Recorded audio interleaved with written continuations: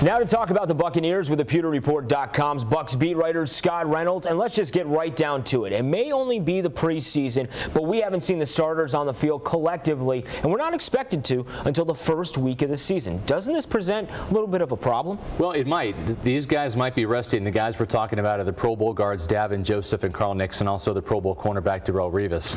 These guys were injured last year, missed most or all of the season. They've been rehabbing their injuries, and you're not going to see them, I think, in the preseason. They're going to hold them out until week 1, and if there's any rust, they'll have to be shaken off against the Jets. But, you know, Chris, these guys have got Pro Bowl credentials. They're seasoned veterans, and the Bucs are relying on that experience and their ability to take mental reps and do the necessary work in the classroom to be prepared for the Jets. That's the goal. And I think when you look at a guy like Adrian Claiborne, who was also missed most of last season due to an injury, he only has 19 collective starts in his 2 years in the NFL. But he's playing right now because he doesn't have those Pro Bowl credentials and all that experience. So I think that's right now why you're not seeing Nixon, Joseph, and Revis out there in the field. Josh Freeman so far in the preseason is 6 of 10 for 42 yards passing. We haven't really seen him stretch the field. Is it a case that Mike Sullivan and Greg Schiano really don't want to open up the playbook just yet? Well, Josh Freeman has not had much time to throw, and if you want to throw downfield, you have to allow those routes to develop, and that means getting Josh Freeman time in the pocket. He's been sacked 4 times in these 2 preseason games, and that's presented a problem in terms of the pass protection.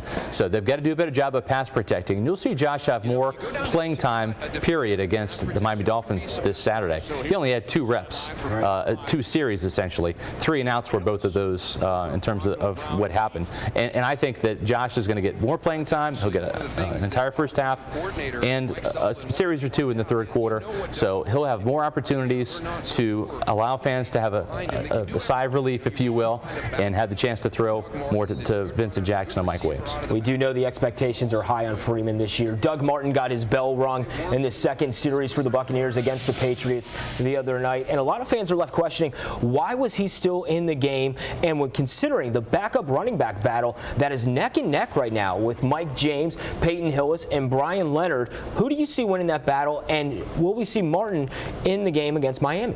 Yeah, he's going to play. He'll play against the Dolphins and probably get an extended look just like Josh Freeman and the rest of the starters on the offense.